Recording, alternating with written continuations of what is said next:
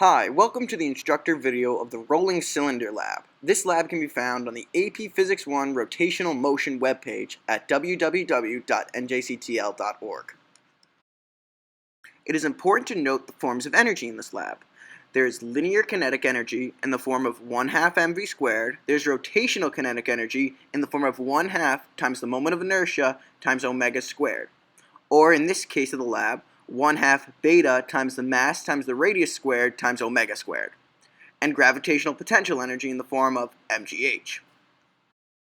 The following slide demonstrates the conversion of energy from gravitational potential energy to the sum of both linear and rotational kinetic energy. The derivation for beta can be seen on the top right-hand side.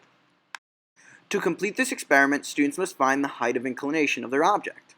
Then you can find the velocity of the object by setting a distance for the object to roll, time how long it takes the object to roll said distance, and then take an average of the time, and then use the instantaneous velocity equation.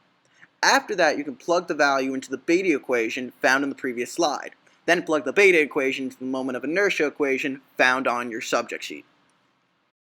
Please enjoy a quick demonstration of this lab. This is the most important slide of the presentation. Please use this slide as a grading rubric for the students' lab reports. After the reports are graded, review the slide with the students. Thank you for watching this video. Remember to like this video and subscribe to the New Jersey Center for Teaching and Learning. Have a great day.